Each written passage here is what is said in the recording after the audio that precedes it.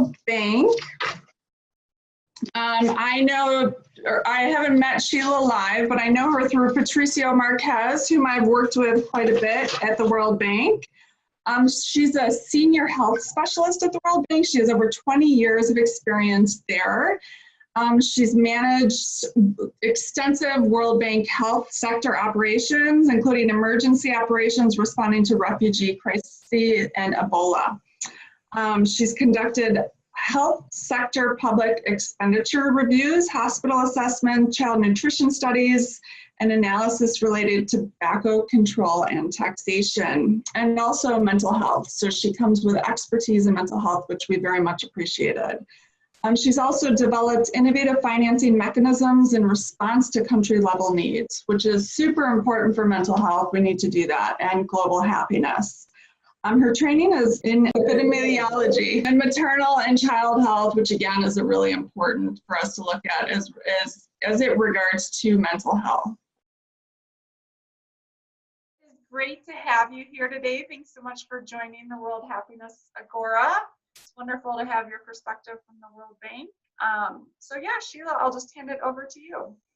Thank you so much, Catherine, for allowing us a chance to share our work. As you know, since you joined us in 2016, this is a relatively new but growing area of interest and focus for the World Bank. So thank you again for allowing us to share. I was asked to speak on the business. So I plan on organizing this presentation to cover 4 key messages. The first and a very obvious message perhaps is that mental health is more than a cause of non-fatal disease burden. It's a global development challenge. This slide is just meant to be a summary of issues I'm sure that other speakers have covered, just to emphasize the global burden of mental illness. And this slide really just highlights the fact that mental illness accounts for 31% of the non-fatal disease burden worldwide, which is extremely significant. And also in terms of just overall statistics, depression and anxiety disorders are among the 10 leading causes of global years lived with disability. Depression, very obviously, is also a major contributor to suicide deaths, which is a challenge globally. And there's also frequent comorbidity and a notable link between mental disorders and other chronic medical conditions. The obvious ones are cancer and cardiovascular disease. In addition to, increased risk factors of certain other unhealthy behaviors such as smoking and alcohol abuse. In terms of key reasons why this also, beyond this data, why, mental health also is a broader development challenge, I'll use the next 4 slides to emphasize or indicate various issues related to this topic. First, starting with the people with mental health challenges are more likely to stop full-time education early. This slide is prepared by the OECD, which provides a comparison between a number of OECD countries, between those suffering from a severe disorder, a moderate disorder, and no mental disorder. And I think the slide illustrates quite clearly the magnitude of challenges in employment for those with mental disorders who do not receive treatment. And of course, this is the corresponding slide from the OECD on the risk of unemployment, which obviously is significantly higher. This slide is again consolidating essentially the extent of lost production due to depression and anxiety disorders at current treatment coverage. This slide was prepared by our colleagues at WHO Europe, and it's actually one of the first studies that essentially quantifies the loss of estimated US 1 trillion. So it's a very significant number that doesn't get significant attention, at least not yet. So we hope that will change. This slide is meant to highlight another issue I think that has not gotten due attention, and something that we're trying to work on within our global health work at the World Bank, the impact of maternal depression, early childhood development. The slide I'm sharing is actually a meta-analysis from several regions, from Africa, South America, the Caribbean, and Asia, and both South Asia and Southeast Asia, which indicates the link between maternal depression and early childhood growth. And as this slide shows, children whose mothers were found to be experiencing postpartum depression were found to be significantly undernourished, malnourished, and also experiencing child stunting, which, as I'm sure many of you know, leads to long-term development issues. So, and there are quite cost-effective and relatively straightforward interventions can be implemented at community level, which could address this this issue and, its irreversible impacts that this issue can have on a child's development, and of course the mother as well. This slide is meant to just very quickly summarize some of the key service delivery challenges for mental health, many of which are of course quite obvious. First and foremost, its mental disorders are associated with limited care-seeking behavior, both due to stigma and lack of services. And of course, there are abysmal gaps in treatment. An estimated 80% of people with severe disorders in low and middle income countries receive no treatment. And of course, when formal services are sought, patients face huge variety in terms and problems in terms of quality. In primary care settings, studies have shown that most mental health disorders are missed, and treatment tends to be symptomatic most of the time. So it is not there's a lack of utilizing a comprehensive approach, especially when it comes to primary care and community-based care, which are essential. In terms of current spending trends on treating mental health, the United States spends about 1% of its national income on mental health, and the data indicates that no country really spends more than that. High-income countries spend, a very small portion of their GDP, and for low and middle income countries, which are the majority, it's less than 0.2%. And this, of course, means that despite having cost-effective treatments for mental illness, including those that can be integrated within primary care and at the community level, millions of people go untreated. So this is an issue that does require urgent focus. The second key message that I'd like to share on behalf of the World Bank's Global Mental Health team is that there's no wealth without mental health. The World Bank is increasingly focusing on what we term human capital. And so the rationale for this is the fact that countries regularly track GDP, but not wealth, which is constituted by assets such as infrastructure, forests, minerals, and intangible capital. And with respect to intangible capital, this includes human capital, social capital, and other issues that produce GDP. Human capital is estimated to account for about 2/3 of global wealth, about 64% according to estimates prepared in 2014. And also we want to emphasize that human capital includes not only the number of years of schooling, but also earning gains with schooling and how long the workers are at their jobs, which also accounts for health conditions throughout their life expectancy. And a point that we're increasingly trying to make is investment in human and physical health should be seen as part of a critical contribution to build human health capital. Message 3 is achieving mental health is part of the progressive realization of universal health coverage, or UHC, across the world. So one thing that we've been increasingly concerned about is there seems to be a false dichotomy, as I'm sure other speakers have alluded to, with respect to physical health and mental health. It should not be that way, but there does seem to be a false dichotomy. So what we're trying to emphasize in our work at both our policy dialogue and our work within countries, that UHC should include essential services for mental health as part of its overall package. And it should be part of global and national agendas related to non-communicable diseases, NCDs, as well. And it often is not included as part of that dialogue. Message 4 is that innovative financing and better use of resources needed for the scale up of mental health services as part of the progressive realization of UHC. So this slide provides a summary of the cost of scaling up mental health, which was prepared by our colleagues at WHO. So essentially, as you can see from the slide, which breaks down the cost of a scaled up package of mental health by global region, the cost of prioritized interventions, not everything, but the prioritized interventions, is estimated to be between $3 and $4 per capita per year in low and middle income countries, and about double that, say, between $6 to $8 in upper middle income countries. So this is actually quite an affordable package. And again, this is the prioritized interventions, but the ones that have the highest prevalence at community level. So, it indicates that, this is something that's very doable in terms of a best buy for development. A study which our team was involved in preparing for a 2016 conference showed that the returns on investment in mental health treatment can be substantial, with a benefit to cost ratio between 3.3 and almost 6 to 1 when you include the social returns. So this once again emphasizes the very important nature of these investments and the long-term nature of benefits from these investments. And of course, the slide breaks this down between low-income countries, lower middle-income countries, and the upper-income country and high-income countries. In terms of takeaway messages, it has 4, which parallel the points made earlier. First, that a sustained effort is needed to increase global commitment for mental health as a development challenge. Second, investing, integrating health systems and leveraging resources across sectors is needed. So we're trying to really emphasize that this shouldn't be viewed, mental health should not be viewed as purely a health issue. Other sectors such as education, jobs, and social protection, many others should be getting involved, including urban planning and so forth. It shouldn't be seen as something only the health system should be addressing. Supporting, also similar to building on that, supporting mental health should involve multi-sectoral approaches. Schools, again, as I said, education sectors, workplace programs, that's one that, there are some excellent workplace programs that could be replicated as feasible in other contexts, as well as initiatives to address the needs of highly vulnerable populations.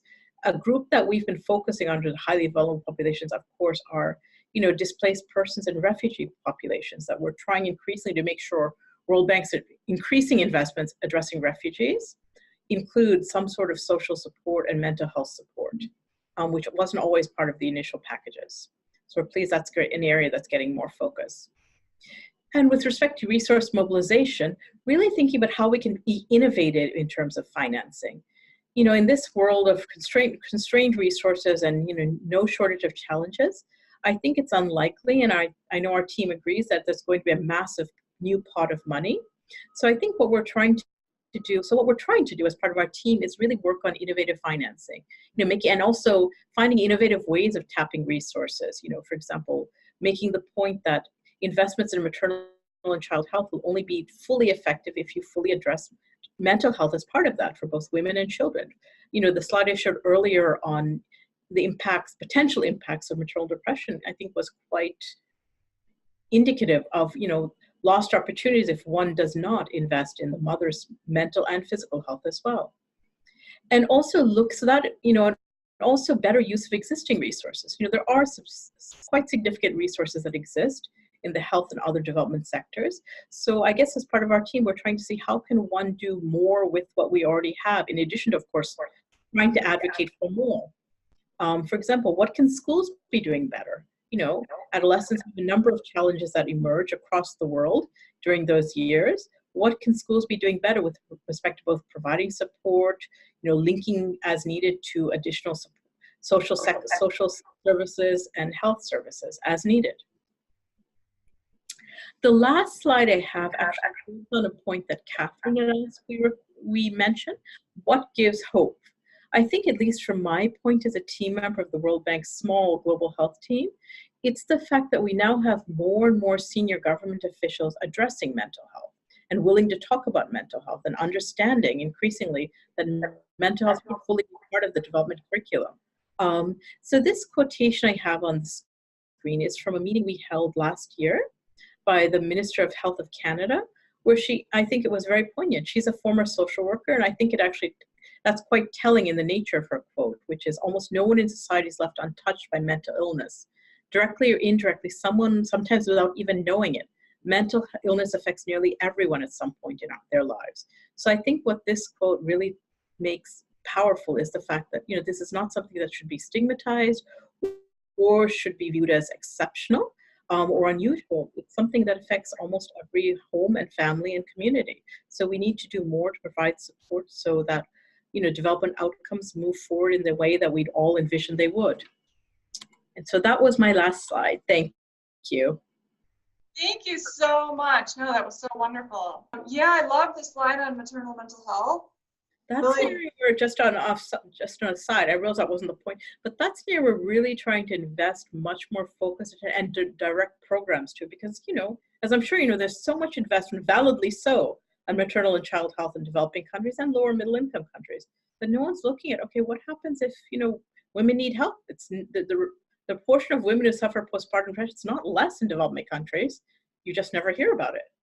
Yeah, no, absolutely. And that's really from a prevention standpoint where we can prevent mental health. And it's quite a simple intervention. There have been a number of recent studies which have shown that quite modest interventions at community level, so we're not talking about having women leave their home and travel far, can actually make a dramatic difference. Wow, that's fascinating. Do you have links to any programs that I can just share? We're just starting that work now. Okay, yeah. Soon. So in fact, we're putting together a report which will pull together the best practice interventions that can be shared with governments and hopefully replicated by, our whoever can be, would consider integrating that. But we also have a large maternal and child health program at the World Bank. So our goal is to make sure that's, mental health interventions are fully part and parcel of that, of investments that the World Bank makes in countries with maternal and child health projects. Interesting. Yeah, I'll have to try to think again, getting the innovative entry points and innovative financing, that's money that already exists. Right. So just adding one more aspect to a package that's being implemented and fully financed right now. So right. We'd all love to see lots of new monies, but I think realistically the huge new monies aren't too likely in the short term at least. But there's what we can do right now, so that's our focus. Yeah, that's amazing. That's great. I've been doing a lot of the research recently on hopelessness and our hopelessness work, and finding hopelessness prevalent in so many things like violence and sexual violence and predatory behavior in the LGBT community. And so and it's just such a different. And anything related to young people, I'm sure. Yeah, absolutely. But they're integrating it into the curriculum in schools in Northern Ireland. So I'm going to visit some classrooms this week, but it's like, there's such limited funding, and then finding innovative ways. So what I'm doing now is I'm pitching Legos on implementing the curriculum into their products, like into their product. Like when you set up do a Lego, like you go through a process and helping to integrate the teachings and stuff with kids and play. And I think that doing that kind of thing in maternal mental health too would be really unique, like looking at the programs and what we can message to women and then figure out what they're buying, or we can kind of put that messaging and get companies to help and support in addressing the issue as well, just as a different kind of way, I think, to approach.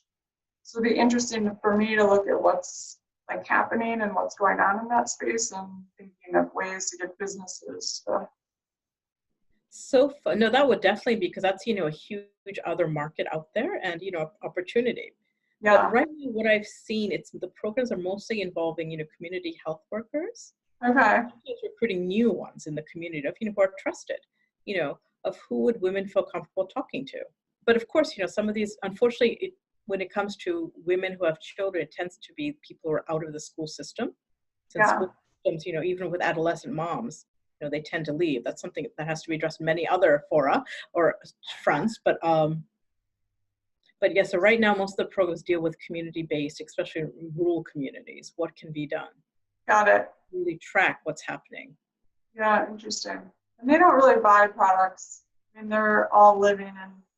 It depends where. Of course, nowadays the urban centers across the world are growing and growing and growing. So increasingly you have very poor areas right outside a very beautiful skyscraper zone. Yeah, right. The extremes that one sees. I think you see that in most of the world. I think one of the places I see it most is places like South Africa, like Cape Town, for example. Some of the most beautiful scenery, but yet one of the biggest slums is located 20 minutes away. I know. Yeah. But you have it everywhere, whether it's South Asia, wherever it might be, South Asia, East Asia. Yeah. That would be actually because of course, if you're in a rural community, you're probably less tied to bigger markets directly. There are indirect ties, of course, but now, especially the urban poor, that's who actually would be accessing these markets. You're doing such great. You all are like such limited staff, and like I don't even know how you do all the financial modeling and the return on investments. And the slides were so helpful, and I think really will give the evidence, people doing work in mental health, for why it's important that that companies or organizations or communities invest in it. The videos are amazing. I think it's going to be such good content for everyone to use, and resources and all of that. So it's perfect. Okay. Well, thank you for Patricio passes his regards. I told him I Aw, would today, so. thank you. Thank you. I appreciate it so much. Okay, well, have a wonderful rest of the afternoon. Thank you. Bye.